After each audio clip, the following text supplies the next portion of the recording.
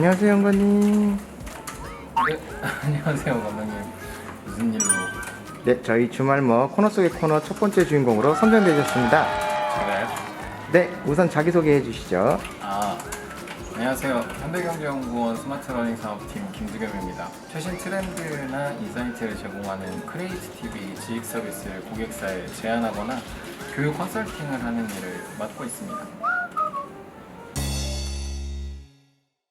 네, 제가 책 한 권을 드릴 텐데 그 책의 기본 정보만 보시고 이번 주말에 그 책을 읽을지 말지 결정해 주시면 됩니다. 이름하여 주말의 책 어때요? 주말에요? 이번 주 주말 말씀하시는 거죠? 네, 맞습니다. 김혜령 작가님의 내 마음을 돌보는 시간이라는 책이고요. 셀프 심리학에 관련된 책인 것 같고 카카오 브런치북 7회 대상 수상작이라는 게 눈에 띄네요.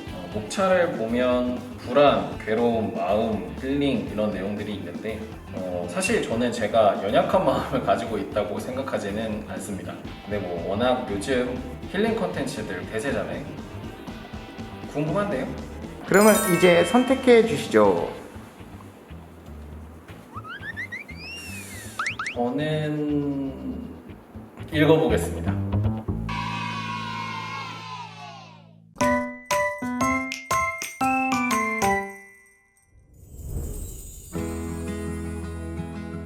요즘 마음이 어떠세요?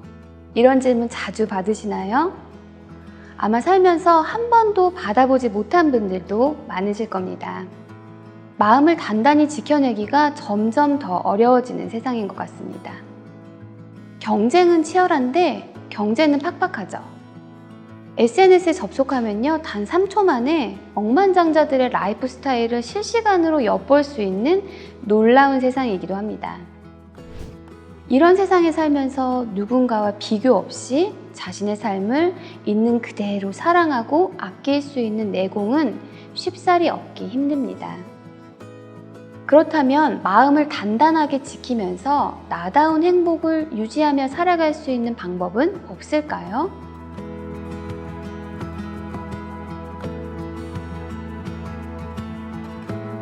감정을 조절하는 두 가지 방법 모두 결국에는 관찰하는 나를 키우는 게 핵심입니다. 감정을 싫어하지 않고 소중하게 여기는 것도, 내 감정을 섬세하게 알아차리는 것도 결국에는 관찰하는 나 스스로 하는 일이거든요.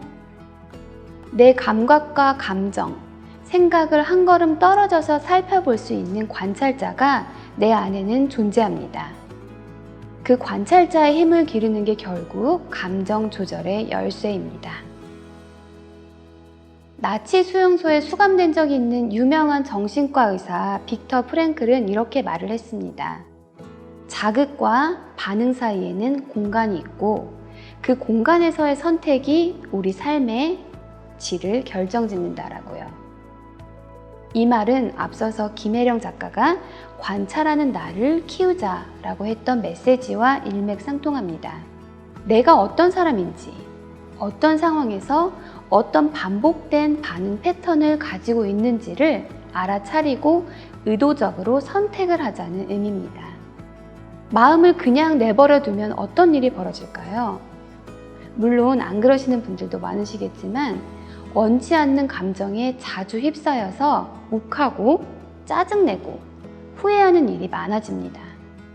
감정에 끌려다니는 거죠. 하지만 의도적으로 마음 상태를 계속 알아차린다면 어디서 내 감정을 조절해야 할지 보입니다.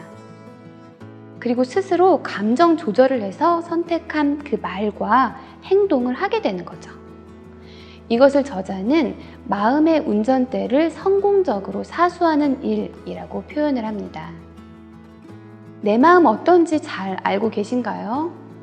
비가 오면 우울해진다거나 애인이 전화를 안 받으면 불안해진다거나 상사의 잔소리에 과도한 회피, 도망 반응이 나타나거나 하는 식 말이죠. 우리는 보통 자극이 있어야 반응을 한다고 인과관계를 세웁니다. 저자에 따르면 타인이 시비를 걸어온 거, 시험에 떨어진 거, 이런 것들을 내세워서 내 분노와 우울을 정당화하는 거죠.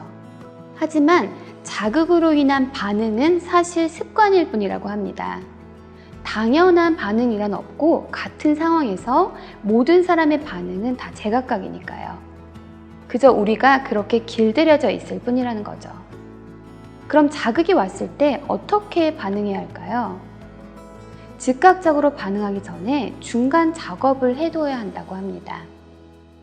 어떤 자극이든지 나에게 이론적으로 해석할 수 있는 선택의 여지가 있고 감정을 조정할 수 있는 힘을 개입시킬 수 있으니까요.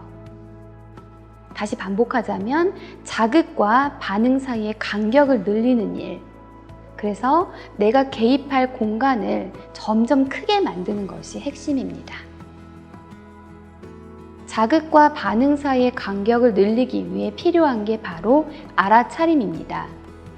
평소에 마음을 자동 모드로 내버려 두는 게 아니라 운전대를 잡고 의도적으로 마음을 민감하게 살펴야 내 감정의 흐름이나 변화를 알아차릴 수 있습니다.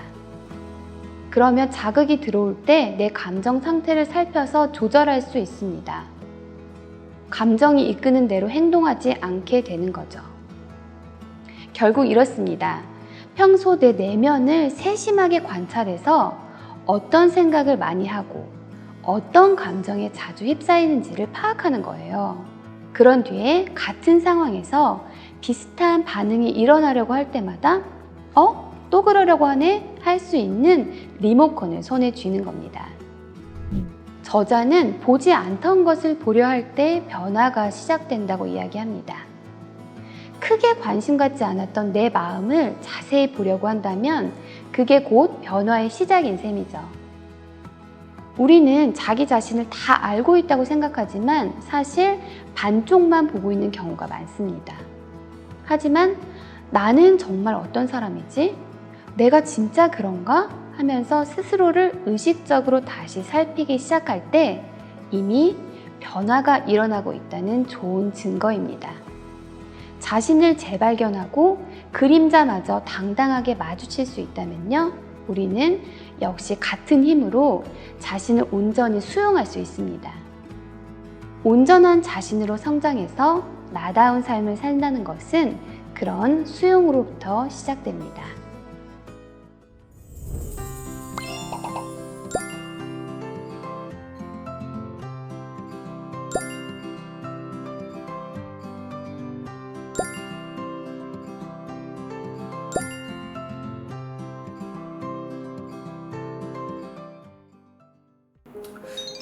지난주에 말씀드렸지만 저는 제가 연약하다고 생각하지는 않아요. 그래서 내 마음을 돌보는 시간은 필요 없다고 생각했죠. 근데 이것 또한 제 자신을 돌아볼 수 있는 기회를 놓치는 게 아닐까 싶기도 합니다. 현생이 바쁘니까 남들도 다 그렇게 사니까 등등 이런저런 이유로만 내 마음에게 관심이 없었는데 좋은 기회였던 것 같아요. 마지막으로 마음에 드는 구절로 마무리하도록 하겠습니다. 사실 우리는 필사적으로 좋은 사람으로 보이려고 하고 위험 영역에서 벗어나려고 하지만 실수로부터 배울 수 있는 기회는 스스로에게 주지 않습니다. 그래서 제 별점은요 5개입니다. 한 줄 평은 관심 없던 내 마음과 함께 병씨가 진실의 방으로 현생을 살아가는 모두에게 추천하는 선물이자 편지 같은 책입니다. 꼭 한번 읽어보세요.